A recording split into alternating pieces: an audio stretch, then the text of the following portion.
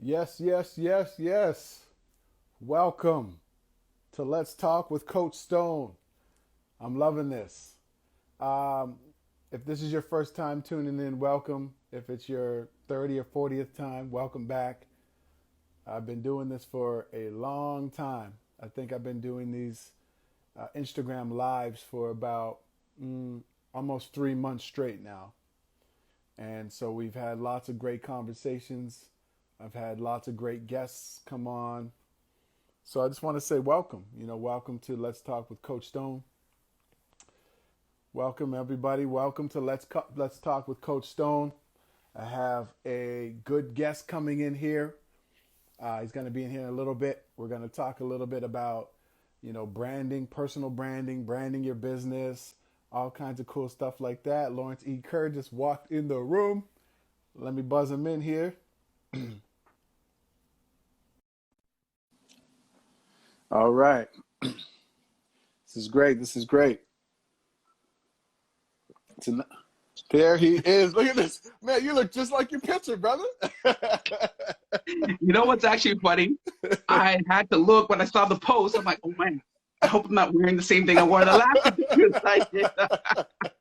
I'm like, wait a minute. Didn't I use that picture in Man, I love it, That's man. the challenge about the being on brand. You know, I gotta wear the blue, and today's Wear Blue Day, Yep. as well as Juneteenth, but it's Juneteenth. Wear Blue. I said, okay, which blue vest, shirt, tie combination did I wear last time? Oh man, I missed the whole wear blue thing. My bad on that, man. Oh, you know Wow. I'm up on the days. I'm up on the days. I have my calendar. So, I told baby girl that today's Wear Blue Day. She goes, it is? I'm like, yes, it is. Don't question me. Man, you're good. You're good with all of the days. Like that's one thing about you.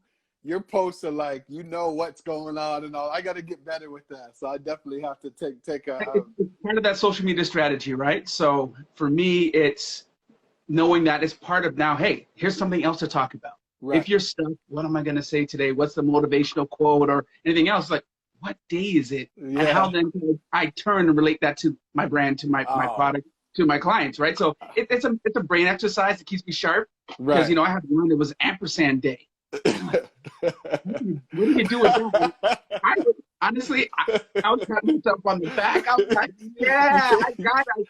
I hate I'm like an ampersand and a choice, and now being stylistic and being on brand. You know what you're going to use for your. Let me tell Oh, you something. It probably wasn't very well received because a lot of people, but it was one of my favorite posts. creativity. Yeah, it's like challenge accepted. All right, all right. Well, look, man, let me introduce you, everybody. This is Laurence E. Kerr of Laurence Kerr Media. He's an award-winning photographer. He's a brand coach, so he can help you get your brand together for your personal brand or your business brand.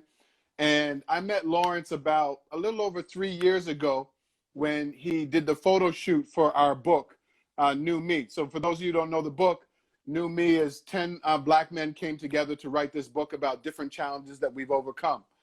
And what we wanted to do was kind of create this whole kind of mission around the book to help boys and men break through barriers and so on. And so Jeff A.D. Martin was the one that brought us all together. And even down to getting the pictures right and the whole vibe and everything. And Jeff's like, I got a guy. I got a guy. Like, I got this guy. We're going to get him to do our photos. The photo shoot's going to be amazing. And when we went to Laurence's studio, man, I'm telling you, like, the vibe was right. And that's one thing about me. I can pick up on people's vibes quick, and I know if I want to associate with that person and continue on some type of relationship or not. And I got that from you, man. When we got there, you were a professional. It was a fun experience. The shots that you took for the book were amazing. And we ended up using all of your photos in our book. So thanks for being here, brother. My pleasure. Yeah. So tell everybody in your own words a little bit about what you do. Well, as you mentioned, I'm a photographer. I specialize in branding. I help clients cultivate their brand, tell their stories to connect with their target audience. So it's funny, the last interview, I said that, and she said, that's it? I said, that's it? That's it. And it reinforces that need to help people to really cultivate who they are and their brand, it doesn't need to be 4 or 5 paragraphs or whatever. Get it in one sentence. This is who I am. This is what I do, and here's who I do it for. So, but to also show that and reflect that in the images that you choose to put out there and all of that stuff. So I love that. We got a couple people coming through here. Steph Design. We got my boy Vantage Point, Sean. My boy Jordan's in here. Big up to Jordan Music. Love it, bro. Love what you're doing musically. So what do you see is the biggest like sort of challenge or mistake that people make with their brands? You know, what do you see? I know there's a lot, but you know, give me one or two. It depends on who it is, but I think there's two, and I think the pandemic actually was a blessing for a lot of people that have been able to see it for that and really drill down. But I think it's not knowing who they serve, not really knowing who their clients are. Yeah. So when this all went down, it's like, okay, I'm a photographer. How do I connect with my clients outside of that if I can't be face to face? So there's virtual options that have come up, and you know, they've been kind of gimmicky and everything else, the drive-by photo shoots that people have been doing, but it's really not knowing who your audience is. So then when you want to pivot, it's easier because you already know that base, you already have that foundation in your mind already. So now you know who they are, you know their likes, you know their pain points. How can I find something else to switch to? And then the other side of it is not being, it's a buzzword, authentic. You know what? Someone asked the other day in the survey, you know, one of the words or things that you're tired of hearing. That's one of them, but it is still so relevant because people aren't sharing authentically. They're sharing what they think people want to hear. They're pretending to be something that they think people want instead of just being them and then having the audience gravitate towards it. Man, you're so right. I just posted something the other day. I said something about be yourself, be who you're meant to be, not who other people think you're meant to be. And that post just went crazy. So it's exactly what you're saying. Like, yep, we're out here trying to be somebody else's version of who they want us to be instead of being ourselves. And sometimes you got to strip back and be that vulnerable person and share things about yourself or things that you're learning to make that deeper connection with your audience. And you can do that through images, through what you're posting and all of that kind of stuff. So I love that, man. That's great. And so for you, how have you pivoted then? Like, you know, during this, like, what are some of the things that you've been doing since COVID happened as a photographer? You know, it's really funny what happened to me in the beginning. If anyone goes back and looks at the post, I guess early March, one of the first things I started talking about was pivot.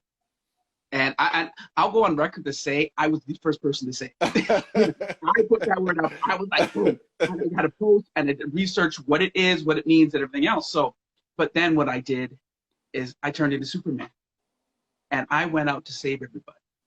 And I started a podcast, Talk to Me Tuesday. Right. So it was about being that voice or that connection with people that were going through and didn't know. I went to other businesses and helped them, makeup artists can't physically meet, to now become an online tutorial, but then also a style coach. Mm-hmm. So you know what? Go through your phone, you know, take a video tour. I can go through your closet with you and help you. So to take that, so I did all these things for other people. I didn't do it for myself. Ah, okay. I didn't put my mask on. Yeah. And what happened is in week 5, I woke up and I didn't get out of bed. Wow. I stayed in bed for the day because I realized, what am I going to do? What am I doing? So that process, if anyone's ever been there, you know, that could be a day, it could be an hour, it could be a week. It probably took me about 2 weeks to reemerge. And I said, okay, here's what I got to do. So looking at it, last year, I said, if I never take a picture again, another photo again, I'm good. Because I was really focusing on branding and helping people in that regard. So I started to, you know, develop that more. And so I just started to make it online that I was delivering this. So, and that's when I hit. So 2 weeks before, I had just started to develop an online platform and doing this and realizing what I need to do. So I was okay in that regard, but I realized how much I miss and love photography in this time.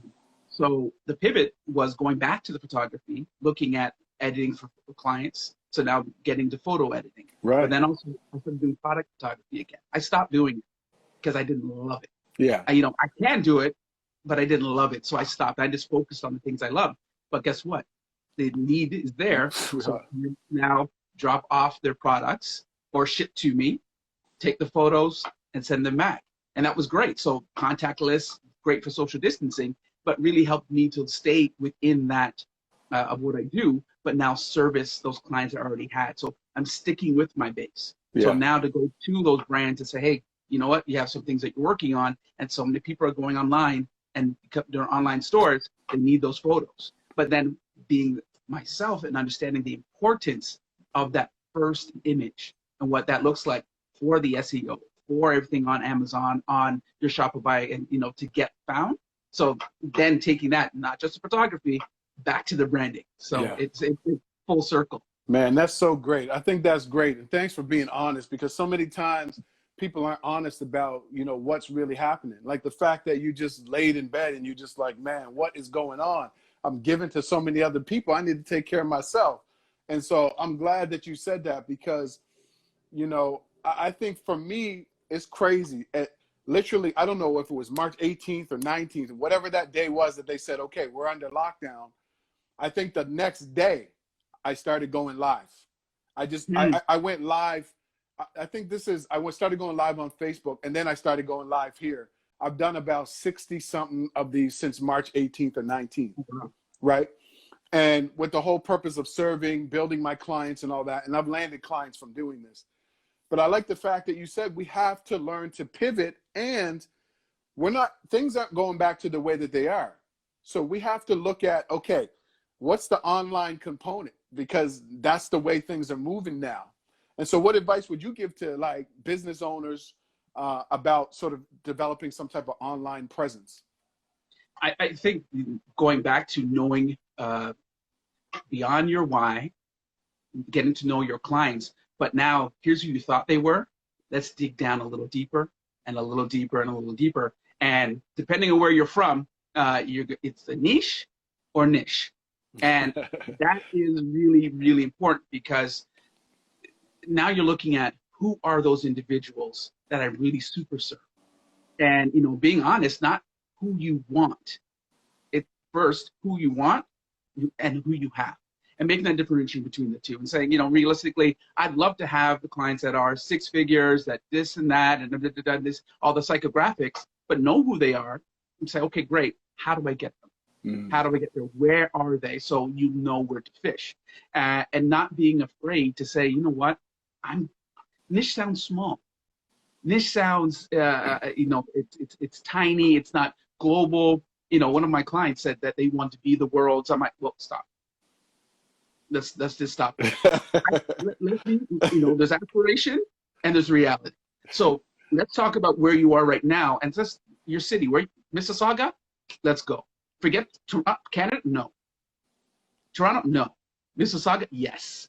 Let's start there. And what do you need to do to become Mississauga's top XYZ? Right. And then knowing that, drill down to who that is. Because guess what? If you take your city that you live in and just focus on them as a market, I don't know how many people that could satisfy that demand of everyone in that community. Right. So niche in your offering, but then also in your target, and really be comfortable with that. And it's, yes, you can grow and still become global, but let's really truly, you've heard it before, start local.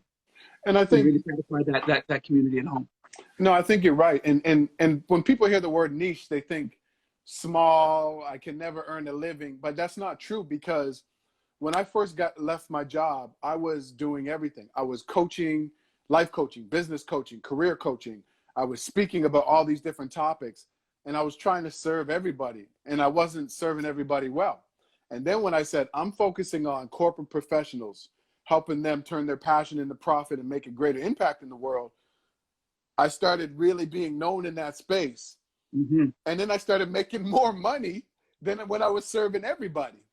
And so I think when people hear the word niche or niche, they get afraid, because it's like, well, how can I earn a living? Well, it goes back to what you said. Once you niche, you focus on your ideal client, what we call your avatar. Your avatar is, who is that one person that you're speaking to every time you're putting out a post, every time. Who's that one person? Is it a man or woman? Are they a parent? Where do they live? How much money do they have? What do they do? And once you niche, you speak directly to those people. And the better you can speak to those individuals, the more likely they just want to buy things from you and become your clients. You know, would you agree with that? Oh, 100%, 100%. And, you know, and that's part of it. It's speaking to that one person, you know, and it's a conversation like you and I are having right now, but everyone else that are like-minded or have those similar interests or needs, they're speaking to them as well. Right. But we're not trying to get, you know, I did a presentation about this, and someone said, oh, I want everyone and everything else. And I said, okay, so if I sent 10,000 people, and her business was part subscription-based, I said 10,000 people to your doorstep today, could you satisfy the need? And she said, she said, yes. I said, how long does it take to process each client to start up? And she said, oh, depending on the individual, if they have everything ready to go, could be from, you know, 5 to 20 minutes. I said, let's do the math on 10,000. How much time is that in a day to do? So you really have to be realistic. And yes, we want all, but how many can you really truly satisfy well? Right. And then it grows from there, right? And the systems will come in place as you develop that allow you to automate certain things if needed, right? So yeah, and automation is key too. It really helps. I think, you know, I think that's a big thing that I've been talking to a lot of my clients about, is like really automating everything that you can. Automating your payment process, automating, you know, those first communications that you have with potential clients until they get to a certain point, and then you come in and have that live interaction. So I think automation is really important. So let me ask you, like, how did you know that you wanted to get into photography? Like, when did all of that start? Well, it first started, I was probably, say, 8 years old. I picked up a camera. We were on vacation, my parents in Virginia, and I went through the entire roll of film. I just shot everything. And at that time, you had to wait for them to be developed. So they found out I went through all the pictures, and yeah, oh boy, when I went through all the film. So, you know, it wasn't a good, that didn't go well. So it probably took me 10 years to pick up a camera again. Wow. But all through high school, my friends would remember, I always had a camera with me. So I had a Polaroid, and I even had a video camera, right? Wow. We literally would document what we were doing on video. Wow. Like, this is the 90s. Wow. You know, late 80s to 90s, I walked around with a video camera and a Polaroid. That was my calling card. So I put it down. It was just, you know, like a hobby. I picked it up. I was moving to Atlanta, and I needed something to do. I needed a hobby. Figure, I'm going out. I don't know anyone. What could I do? I went out, got a camera, and figured this would be a good way to go out and learn the city. I'd go, you know, take pictures of the different landmarks and everything else and get familiar. And when I came back, I said, you know, I had this hobby, and working in radio, a lot of my clients, small businesses, they didn't have a marketing department, and they really didn't understand a lot of what they're doing in marketing. The internet was just really starting to bubble and get, you know, a little more. Right. This is like 99. Yeah. When I started at Flow, and I started taking pictures for my clients for the websites and helping them with, you know, with their promotions, with flyers and everything else. And so, you know, that was still the hobby. But what turned me into the photographer is I did club photography. Yeah. And that was, I went out to the clubs, I brought the camera, took pictures, you know, and that was just my way to connect with people, ladies. And the promoters, they loved my picture. They give it to them for free. And I said, here, you know, let's have them. It wasn't a thing to me. Then one day I didn't have my camera. And one of the promoters said to me, Laurence, where's your camera? I said, I left it. I just want to enjoy it tonight. I'm just going to party. He said, no. We love your pictures. We put them on our website. I'm like, yeah, next one. He goes, man, this is a really important party for us. Everything else, you know, you thought we were going to be here, so we hope you're going to take some pictures. And that. And then they said the magic words, we will pay you. I'll be right back. Hopped in the car, went home, got the camera. Got in the car, came back, and that was it. So I started out, you know, just doing clubs. And that's how it all started. So, you know, with various promoters, you know, from all the promoters in Toronto at some point I've shot for. Some I have, you know, a residency with, and then some residencies with some venues. And that's how it just developed. And I got paid to learn. Because at the time, I literally self-taught.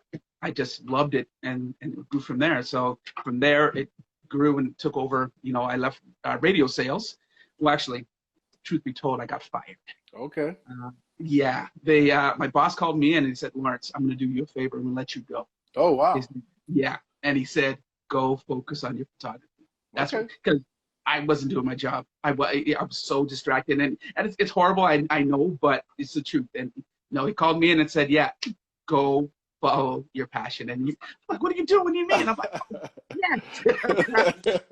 But what I made that step, probably I was pretty close to it, but Yeah. yeah, I was literally shown the door, and that opened the door for the photography business. Man, I mean, there's so many lessons in what you said, man. There's a lot. Like the first one is like, you realize that, you love the camera at 8 years old, right?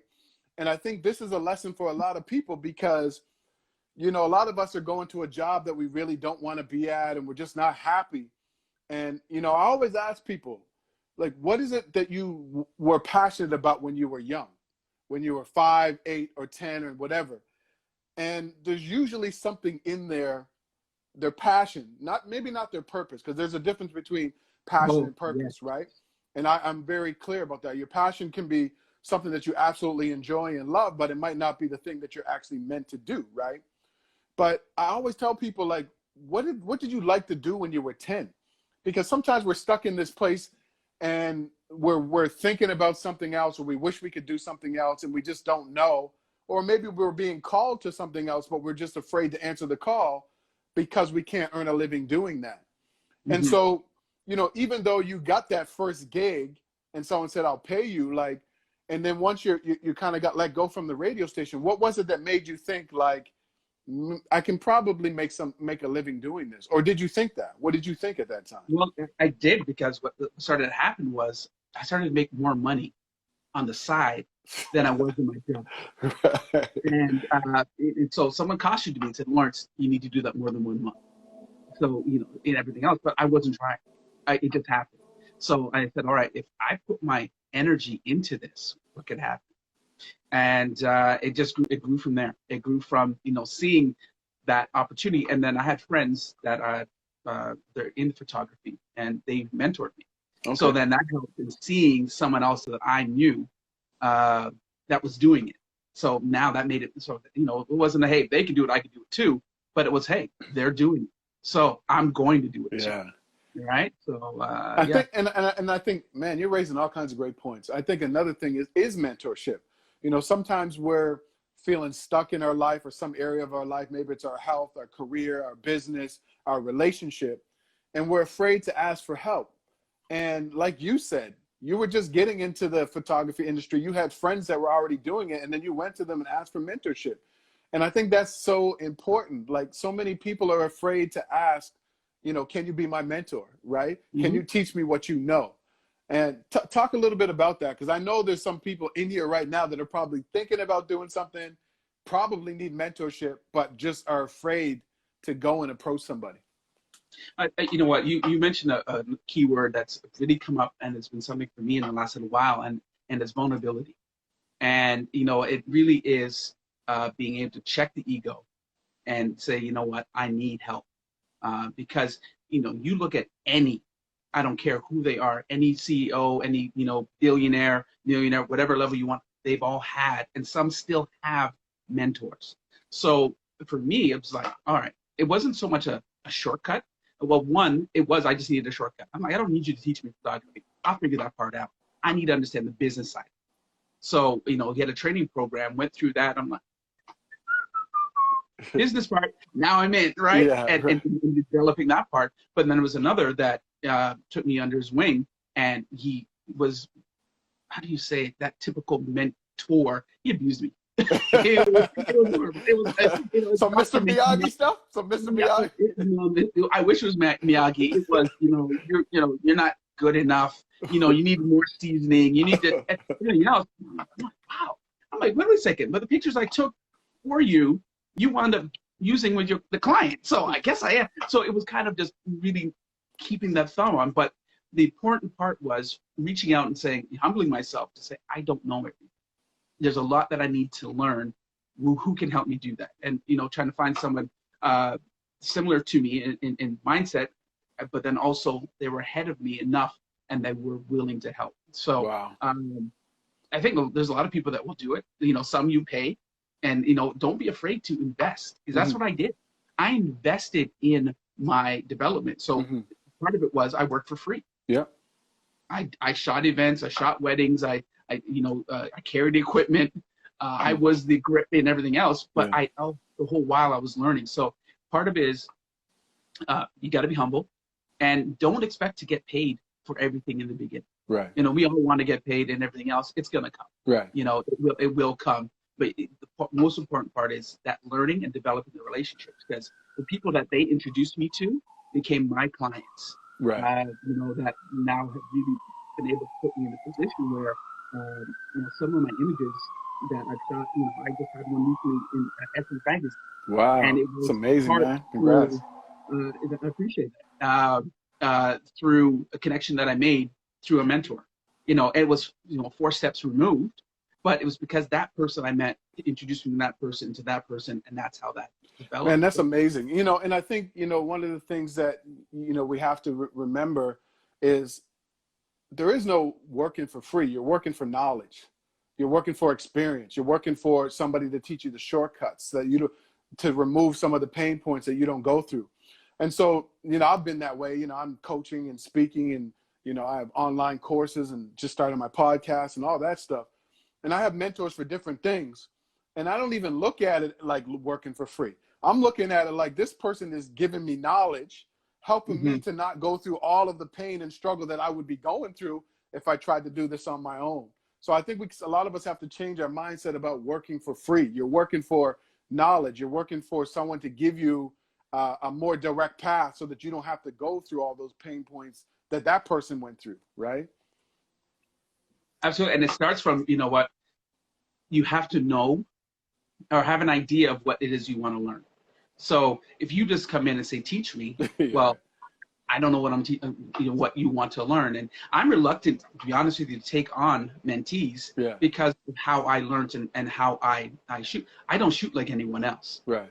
I can't teach you to shoot like me. Right. Because you go to someone else and like, whoa, you know, because with the inverse square law, they're like, what is that? And I'm like, well, if you don't know what that is, you got to hit the wood. And so that happened to me with someone who was very technical, and I couldn't, brilliant photographer, but I couldn't learn from him because I don't think in that technical way that he did. Right. So I knew what I needed. It was more for learning the variants and certain things, and just overall, get those basic skills and then go from it. So really knowing what I needed to know, that helped me find the right people to help me learn that. Wow. So on this entrepreneurial journey, right? Like now that you've been into your business, what's one or two things that you've learned about yourself since you became an entrepreneur that you didn't know? I'm very competitive. Okay. You know what? And it's funny. So I've been in. Well, you see here. This is a trophy. Oh, okay. That's Shaquille O'Neal's shoe. Wow! Look at that. Jeez. So size 20. So he's now a 22, but I won that when I was working at Foot Locker. Wow. And it was a competition who had the best sales for that quarter. That was the prize, not money, that. And I still have it because it meant a lot to me. And so I wanted to win, but it was sort of an entrepreneurial case because it was a commission-based job that I had. Okay. But I didn't really realize how competitive I was. And that was, because I really didn't play team sports. Any sport that I ever did was all individual. Okay. So I ran. Okay. And so I didn't do relay. I was a cross-country runner. Oh, wow. So okay. that was me against. That was it, and that was my, so really going back and looking at it, I'm like, wow, you know what? I didn't realize how competitive I was. Wow. So that was one. And I think the other is how much I'm like my dad. Okay. I did not realize that, and in so many ways that I'll work 30 hours if I need to complete something. But if I'm doing something I don't like and I don't love, I'm giving it 4, 6. I might put in my 8, 9 to 5, check out. Yeah. That's it. But if it's for me and it's mine, there's no end. Right. I don't get tired. Right. So that was something that I really didn't realize. that's what my dad was like. Wow. And that was, so in so many ways, how much I like him, and he was an entrepreneur as well, right? Okay. So I'm like, okay, so many things that I picked up along the way, although, completely different business, Yeah. but the lessons that I learned from him, and just, reflecting on all of those now. What type of business did your dad have? Electrical contracting. Oh, okay. So very different. So is Yeah. that where you kind of got you think you got your entrepreneurial kind of spirit from him, or? Oh, 100%. And I really haven't talked about it, but my dad passed away last month. Yeah, man. I remember. My condolences, man. Again, So to you and your it's something family. that, I'm only now talking about because part of it is selfish that I wasn't, because there's a lot of people that knew my dad, and then for me to then when they find out, why didn't you say something? They feel badly that I didn't share that with them, so they could have been there. So I'm like, no, that isn't it. I needed to deal with what I need to deal with, how I need to deal with it. And I knew in that first couple of weeks, I could, I can't talk about it. So, and just going through and, processing and, dissolving the business and everything else. But I worked with my dad since I was 13. Wow. It wasn't, I never really took up the business or took to it. I just did it so I could spend time with my dad. Oh, man. Because I realized Yeah. that was how I was going to see him, because, he worked. Yeah. When I tell you this man worked, I never saw him in the morning. I don't remember a morning seeing my dad because he Wow. was gone. Right. And I don't remember many nights him coming home because I was in bed. Right. And that's what he did. Right. And so when I realized, I'm like, hey, if I want to spend time with this man, I got to go where he is. So I started, 13, I'm trotting out with him, slugging the tools, cleaning up, and, if it was close to go get food, that's what I did. So Right. it wasn't really about being in the business, but it was being close to bonding, my dad. about bonding. Yeah. Yeah. And, let me say something too about, what you were saying about people, trying to tell you how you should grieve or what you should say. Like, everybody deals with things their own way.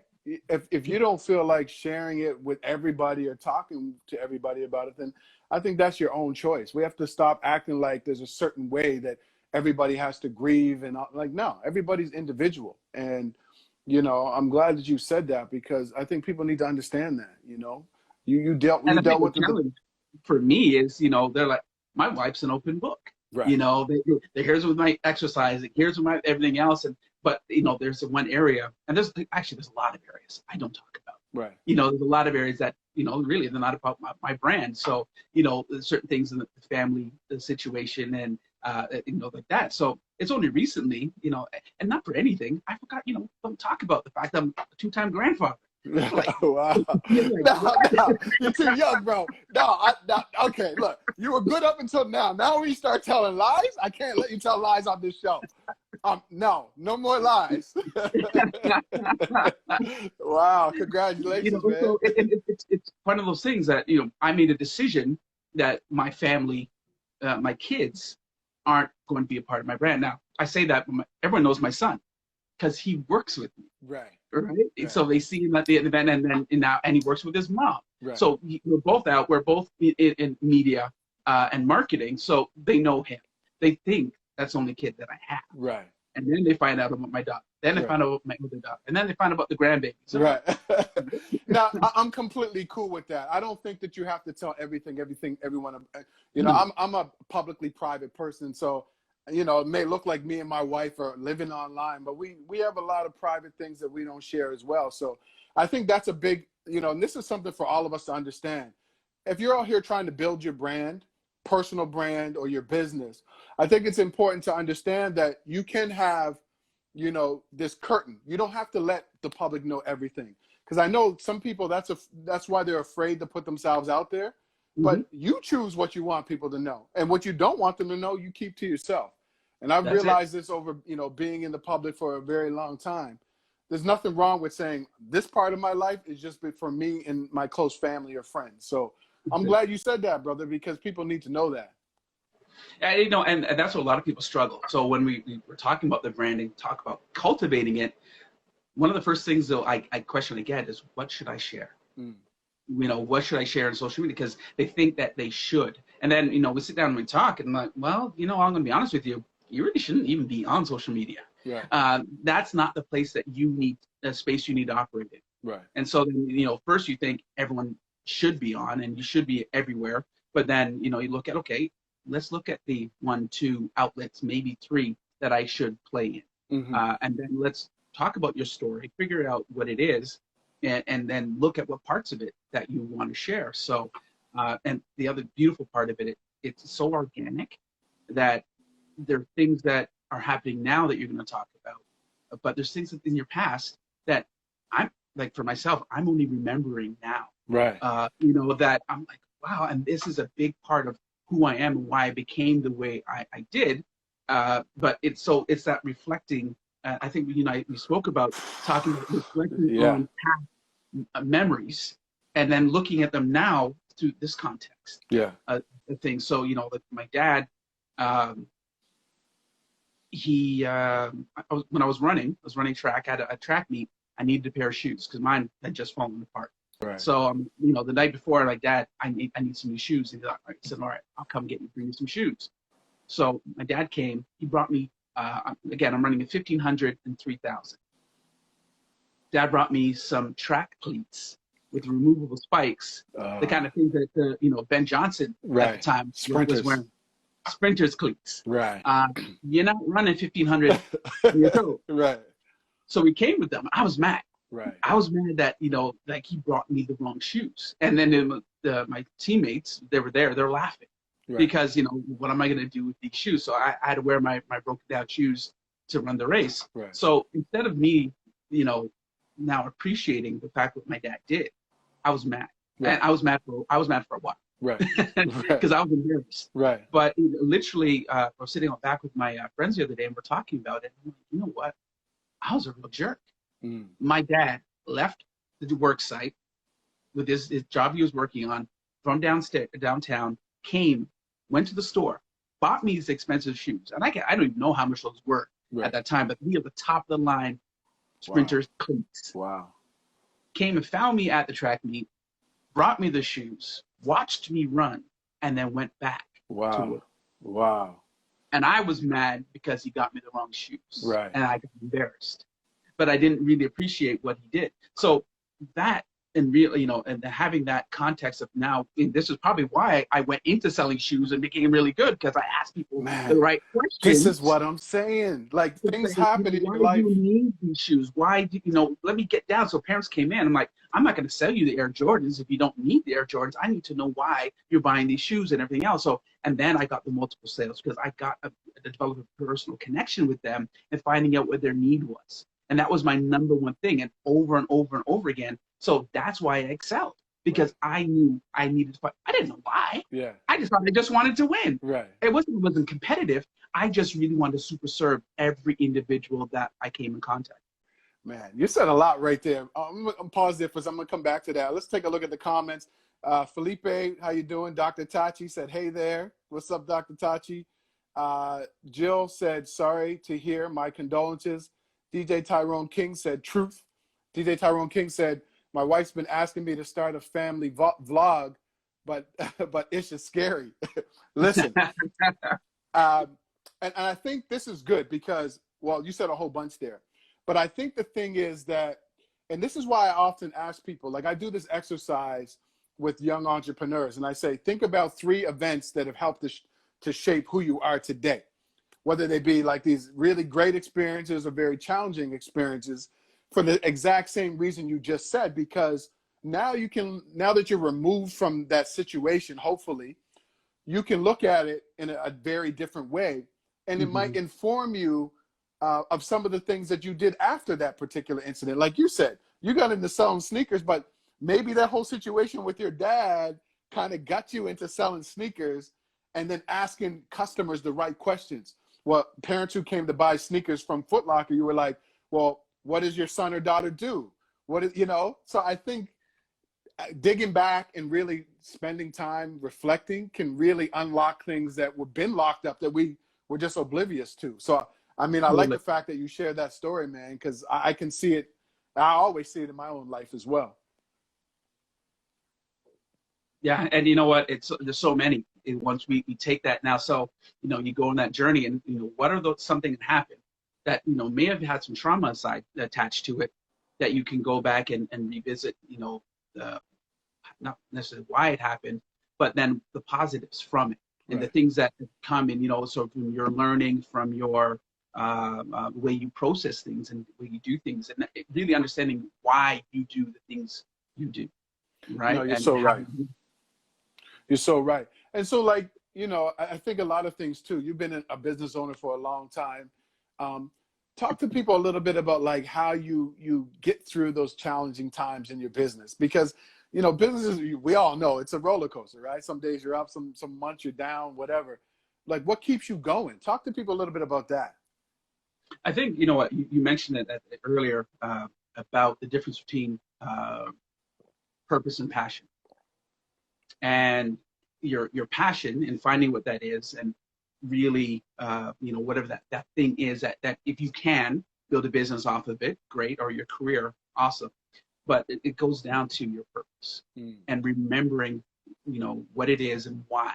So when you know your why, it's so much easier to get back up. Yeah. You know, and it's not necessarily you can bounce right back, because I was at was covering an event where Cesar Chavez did a keynote, and she talked about when you fall down, stay down, don't bounce right back up, stay in that moment and absorb that feeling, sit with those feelings of that being down and looking up, and that helplessness, to remind you that you don't want to feel that. That's so good. Lessons. So you learn from those every time, because you know what, I've failed more than I've succeeded. Me too. No, but you can't succeed unless you fail, and I think that's the thing. 100%. I just spoke to the University of Prince Edward Island's men's basketball team a couple of days ago, and we talked just about this. I said, when you fail, we have to stop sugarcoating everything. Everybody doesn't get a trophy. Not everybody wins. No, that's not how life works. If you give everybody a trophy and you say, oh, it's okay that you lost, when you get into the real world and work beats you up and life beats you up and you're looking around to get the trophy and win, that's not how life works. So I said the exact same thing you said. When you fail, feel that failure. When you're not successful as a basketball team or as an individual in your life, take it in, feel the pain, and learn from it so that you don't go back there again. Right. And I completely agree with you, because sometimes we just skirt past something. Oh, yeah, that relationship, it's over. It just didn't work. And then you end up messing up your next relationship and your next one, because you never take time to figure out what went wrong. What they say, you repeat what you don't repair. Yes. Right? Yes. And, you know, so I will say my goal is to never make the same mistake twice. You know, so it's going to happen. You know, call a failure, but for the same reasons, in the same way, no. I'll fail differently. Right. Yeah, exactly. Exactly. You know, but it won't be because I did X, Y, Z. Maybe ABC. Right. You know, so even within this, you know, the quarantine time, there's been a couple of failures, a couple of things I'll call it a failure. And that's the other thing. Don't be afraid to call it what it is. Yeah. You know, I tried something, it didn't work out, it's a failure. Yeah. Not excusing, not explaining, not, oh, this happened, COVID hit, you know, the family situation or anything else, and, you know, no, failure's a failure. Just call it what it is. Right. You know, and when you own it, it's so much better and easier, because I'm not spend time trying to explain it or excuse it away, right? I failed. Man, that's great. You know? That's so great. Look at the comments. Black Canadian, what's up? Soy Lin, how you doing? Jill said you can see the love from your dad now that you're looking back at it. And Soy Lin said 100%. Vantage Point said 100%. Soy Lin said, love this. Keep it up, Kings. Yeah, man, you're definitely dropping some knowledge here. You know what? I want to share something. You know, as you say that, feeling the love. So it's a male thing. I know. You know, trying to get that love from our dads. And the things that, you know, we want from our moms and everything else, but that was so important to me. And I really, this is something I've learned recently. I didn't realize how much that drove me. Wow. In what I was doing and how I was doing it. So, and part of it was, I never really felt my dad was proud of me. Because when I I was initially going to go into the business. I got accepted into different schools, UT, Waterloo for electrical engineering, to go to the engineering program. I went to the tour and realized this isn't for me. I'm like, these giant silos and turbines and everything else, and no one looked like me in the tour. Like, I mean, no one. Wow. I was alone. Wow. So I mean, yeah, this is where I wanted to go, and so I pivoted into business. Actually, it was human resources at first. Okay. Because I'm a people person. Right. It makes sense. Yeah. I hated it. And then switched to marketing. So I never really, my dad never outright came and said that he was proud. He actually, up until recently, was telling me, hey, give up the photography thing. You're wasting your time. I'm going to put you in shares of the business. Wow. And, you're going to take, to take over. He was still holding that I was going to take over the business. Wow. But I never heard that he was proud of it. So going through all his files, trying to get the paperwork in order, I found something among his files. And it was a,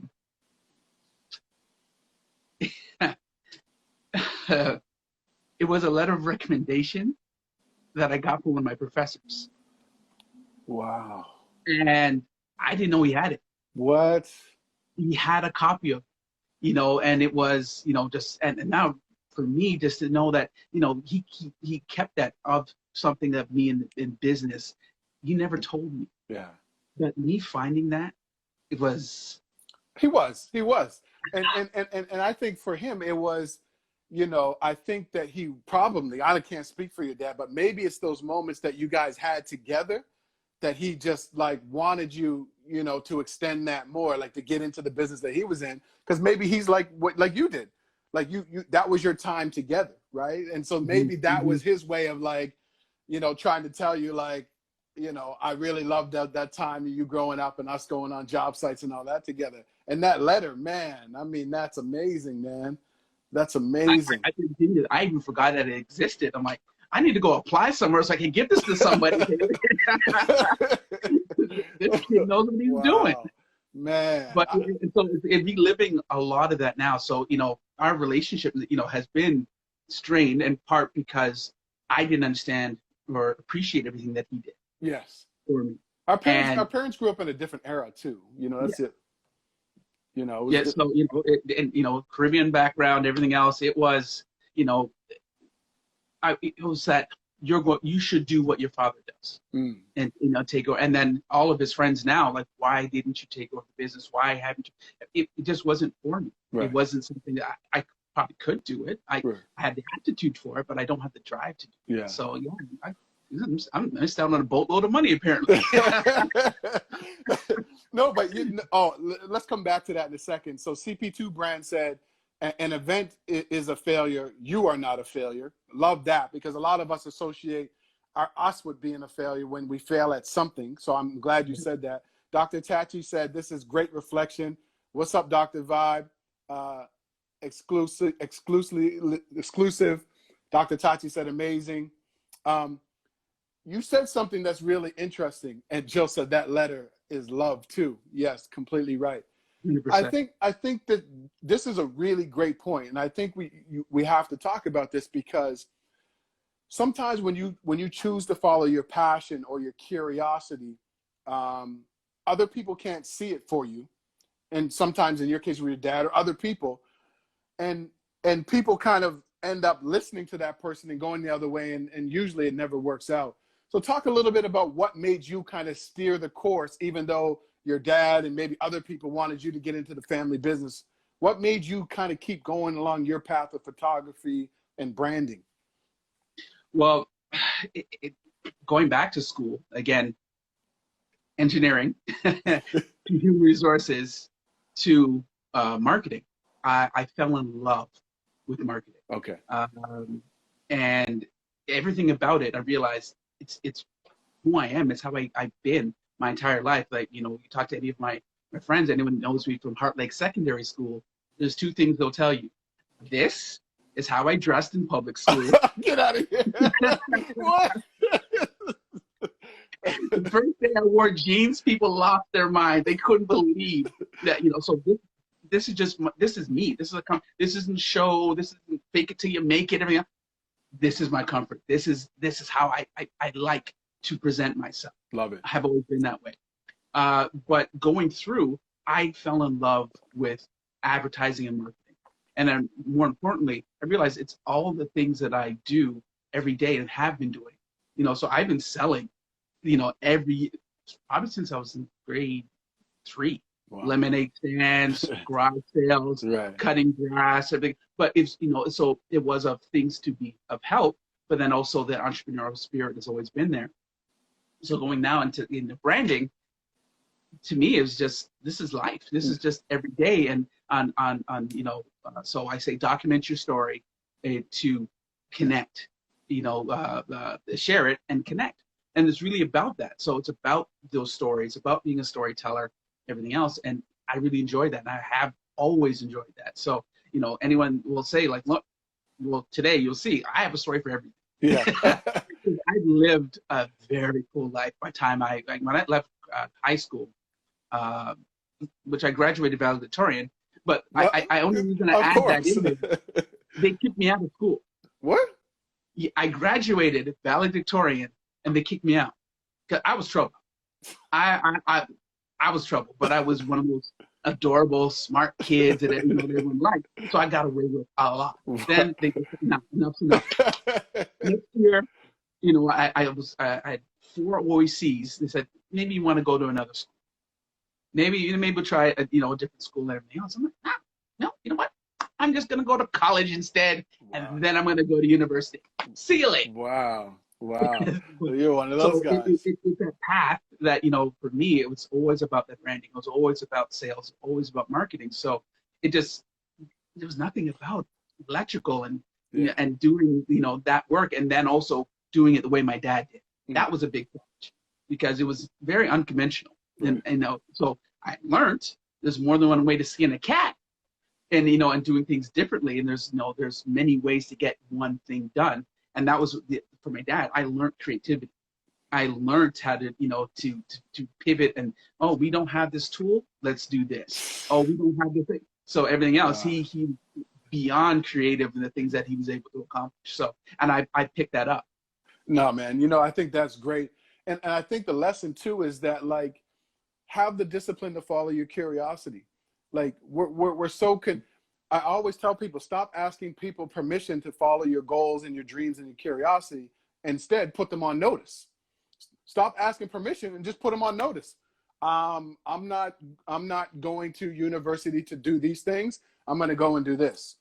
I'm not going to stay at this corporate job and complain about this for another 15 years like the rest of you guys. I'm quitting and go and do this, right? So we have to stop asking people permission to follow our curiosity and our passion and just put them on notice. Like, this is what I'm doing. And it seems like that's exactly what you did with your dad and other people around you. And look at where you are. It's obviously, I can see that this is what you're meant to do. So I think people have to understand that. Beyond the economy, financially, monetarily, it's that happiness. I can't think of something else that would make me happier than capturing that perfect image for someone. But it's not just that; it's the other side of it, and helping them use it in what they're going to do with that image after. So anyone could take a great photo, and I won a few awards for it, but that's not the key. The key is I then can take the next step in helping them use the image. So before we create it, it's about what they're going to do with the image, and then helping them through that path. And that's how it went from just photography to full circle now. Yeah, and I didn't, I'll be honest, I didn't realize it. It's like, yeah, I have a degree in business administration and marketing. I don't even think about it. I don't even think, but it was just full circle, bring it back to what I love, and then marrying those things. At the end of the day, it's how do I help people? This is my way. I love that, man. And I think sometimes, a lot of people are like, I don't have this business mapped out in my life, or I don't have my life mapped out. And so they stay stuck because everything's not mapped out. Everything that you're doing and everything that you talked about, how you got into photography, it was all just by chance. It was all just like, hey, I like picking up a camera. I'm going to keep doing this. Hey, I took this business and marketing, and now it actually can work together with my photography business. Like, it's almost like you just were open to things coming in, And then now you started to piece everything together to say, oh, all of this stuff goes together. Is that kind of how? And you know what? That's the most important thing, that it's happening, because even part of that now is during the pandemic. Another piece of the puzzle has come to me. Right. In looking at, all right, how do I do this? Because I was stuck, because I was trying to figure things out instead of letting them happen. I was trying to force things to happen when they weren't. Right. And you know, the imposter syndrome sunk in, and all this doubt and stuff and everything else. And I said, I can't, you know, this isn't me. This is, you know, who's going to believe and who's going to trust. And what I had to do is, you know, realize that I'm young. I'm 47. Right. You know, I'm still young. Yeah. It's not too late to make those changes. And really, I had to start taking my own advice. You know, things that I've been telling clients for years. I had to, you know, sit down and, what's the vision? You know, what are your core values? Going through that and everything else, putting it all together, and say, oh, okay, I'm on the right path. But I had to be sure. Wow. I had to be sure of it, you know, for myself, because again, I had to put my mask on. Yeah. And so, you know, the pandemic for me, I'm still holding. Yeah. 2020 is going to be a phenomenal year. Oh yeah. Yeah. I'm finishing strong. I'm finishing strong, man. That's my goal too. You know what, everything now, it's revealed so much for me. So it's about now taking that, packaging it, and say, okay, how do I use it? Right. So wow. 2020 is still going to be 2020. That's right. I love it. Jill said it's never too late. Listen, if you guys are enjoying this conversation, give us a thumbs up or some hearts. Like, Laurence is going all in. He's dropping a lot of jewels here. I love it. You know, and I love the fact that, like, you've been in business for a long time. You continue to pivot and reinvent, but it's all still associated with what your main goal is. And that's kind of helping people figure out who they are and show that to the world. And I love it. I love the fact that you're still learning stuff during COVID as well. So, man, it's amazing, man. So we have about 2 or 3 minutes left. What do you want people to know about you or know about your business?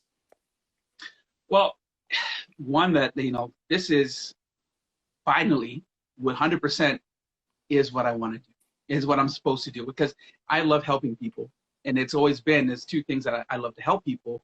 But beyond that, I like to make people smile. And that is so important for me. But it's you know, I find myself to be a funny person, but I don't have the courage to take the stage and become a comedian. Right. So I do it through these ways. And, you know, that's really important. So,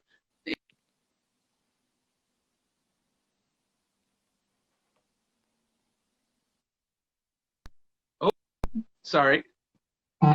Gotcha. My daughter was just calling it. That's all right.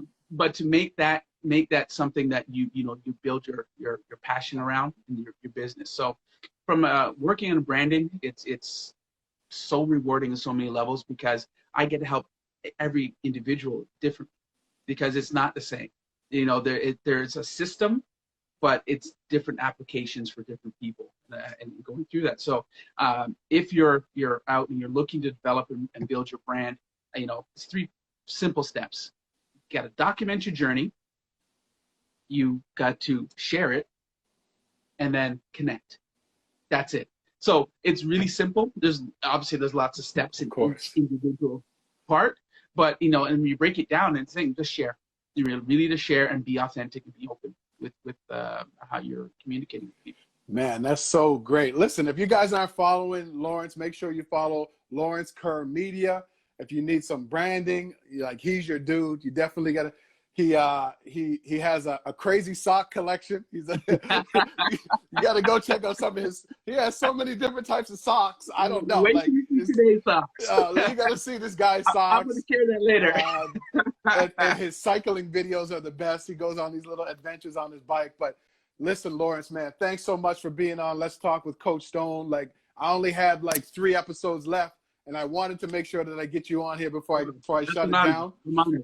So, man, thank you for dropping all those jewels on us, man. I really appreciate it. My pleasure. Thanks for having me. All right. So the replay will be available probably in an hour, guys. I'll have this on my IGTV as well. So thanks a lot, Laurence. Thanks, everybody. My pleasure. All right. Take care. Have a picture perfect day. Yes. Thanks. Bye.